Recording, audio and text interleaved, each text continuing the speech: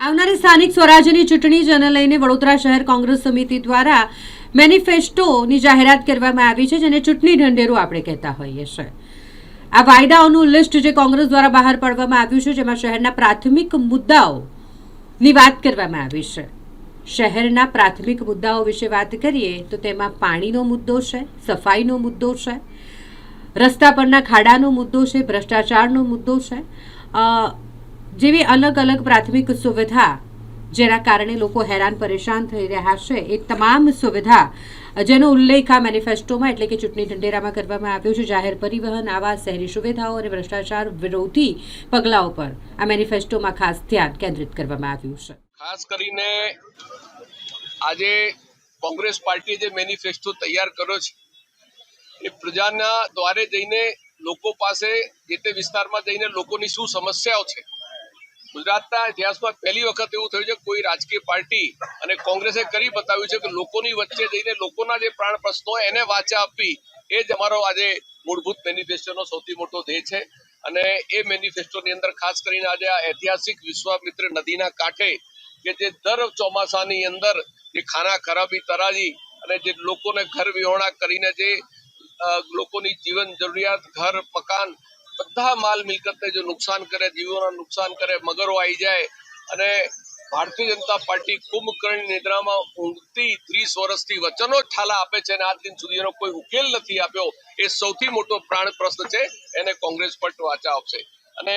ખાસ કરીને બીજી પણ અનેક ઘટનાઓ ઘટી છે। હરણીકાંડની અંદર, બોટકાંડ જે થયું એની અંદર પણ 12 જેટલા બાળકો મૃત્યુ પામ્યા, એને પણ આજ દિન સુધી કોઈ વળતર નથી આપ્યું, શિક્ષકો પણ હતા। અને એવી અનેક બરોડા એક સંસ્કારી નગરી તરીકે, સંસ્કૃતિ નગરી તરીકે સમગ્ર દેશ અને વિશ્વની બરોડાની એક ઓળખ છે। આજે મહારાજા સયાજીરાવે સમગ્ર વિશ્વમાં જેમનું નામ હતું કે જેમના રાજ્યની અંદર જ્યારે રાજા મહારાજાઓનો રાજ હતા, એ લોકો પ્રજાલક્ષી કાર્યો કરીને શૈક્ષણિક ક્ષેત્રે આખા રાજ્યની અંદર જ્યાં જ્યાં એમની રહ્યા ત્યારે સારું કામ કરતા, ત્યારે આજે ભારતીય જનતા પાર્ટીમાં ઉભરાતી ગટરો, તૂટેલા રોડ રસ્તાઓ, પીવાનું પાણીની અંદર પોલ્યુશન વાળું પાણી, ચારે તરફ ઠેર ઠેર જે લોકોના પ્રાણ પ્રશ્નો છે એની અંદર ભારતીય જનતા પાર્ટી જે છે બિલકુલ નિષ્ફળ ગઈ છે। કાંડ, કૌભાંડ, ભ્રષ્ટાચારો, ટેન્ડરોની અંદર જે કટકી ખાય એના કારણે હલકી ગુણવત્તાનું કામ થાય, એના માટે રોડ રસ્તા બને નહીં, એને પેલા 6 મહિનામાં તૂટી જતા હોય છે। અને જે ખાસ કરીને પારદર્શક કાર્યવાહી થવી જોઈએ એ બિલકુલ નથી થતી। અને શહેરોની અંદર કોમ્યુનિટી હોલ હોય, સ્મશાન ગૃહ હોય, ટાઉન હોલ હોય, આ બધાનું નવીનીકરણ કરવાની પણ ખૂબ જરૂરિયાત છે। શહેરનો જે રીતે વિકાસ થઈ રહ્યો છે, જે ખાસ કરીને વિદ્યાર્થીઓ હોય, રોજગાર, કામ ધંધા માટે બહેનો હોય, બધા લોકોને પરિવહન સેવા જોઈએ તો પરિવહન સેવા પણ આજે અહીંયા નહીવત પ્રમાણની અંદર છે। અને લોકોને અંદર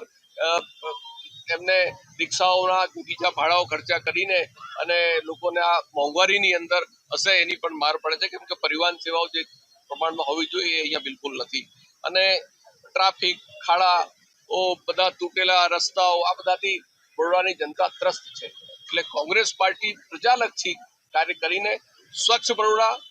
સુંદર બરોડા, સંસ્કારી બરોડા બનાવીને અને કાંડ, કૌભાંડ અને કટકીમાંથી મુક્તિ આપીને વિશ્વામિત્ર નદીની અંદર જે લોકોની બેહાલી થાય છે દર ચોમાસામાં, એને બહુ સાયન્ટિફિક રીતે એની કમિટી બનાવીને એનું સારું આયોજન કરીને આજે ફ્લડમાંથી કઈ રીતે બરોડા શહેરને મુક્ત કરી શકાય એ અમારી પ્રથમ પ્રાયોરિટી હશે। રોડ રસ્તા સારા બને, બાગ બગીચા સારા બને, તમામ લોકોની